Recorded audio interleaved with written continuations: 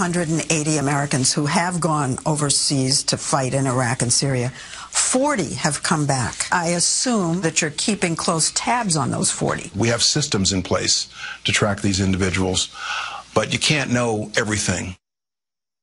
Oh, that's great. DHS Secretary Jay Johnson warning of the increasing threat of homegrown terror. Just last week, 4 Americans were arrested on terror-related charges and 2 more in the United Kingdom. What can we do to stop that? Joining us right now is a former Islamic extremist and the author of Radical, Maajid Nawaz, joins us from London. Good morning to you, Maajid. Thank you very much. What is it about ISIS that a number of Americans are attracted to that they would want to essentially kill all of us and start their own Islamic State? Well, yeah, Steve, what we're unfortunately up against is the new global resistance zeitgeist. These people are the new Che Guevara, basically. It's a trend, it's a brand. ISIS have been very successful at their social media propaganda. They've been very successful at marketing the new anti-establishment mood. And that's why we're witnessing not just young men joining, but actually lots and lots of, too many young teenage boys want to be part of ISIS, but in fact too many young teenage girls want to be with those boys who are trying to join ISIS. Just this week in the UK, we've had an entire family that upended and left their home in Rochdale, a city here in the United Kingdom, and tried to join ISIS via Turkey.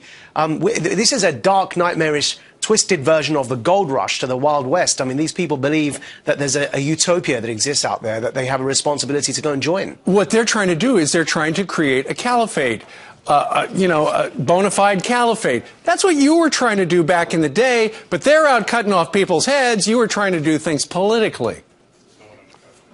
Yes, I was involved in a group that was attempting to incite military coups in the Middle East to resurrect this caliphate. My former group was the first, in fact, to popularize the idea among Muslims that we need to recreate this caliphate. I served 5 years as a political prisoner in Egypt in that pursuit. And actually what happened to me is that during my own time in prison, in my debating and discussing with the who's who of the jihadist spectrum inside Mazra'at Tora prison in Cairo, I read George Orwell's Animal Farm, and I reflected a lot, and I realized that actually if we ever establish this caliphate, it would be hell on earth. And I think that since the 8 or 9 years that have passed since my departure from that group, I've been vindicated. I think that anyone who tries to create the perfect society on earth is bound to become an absolute tyrant, and that's what any Islamist who seeks to resurrect a caliphate will become.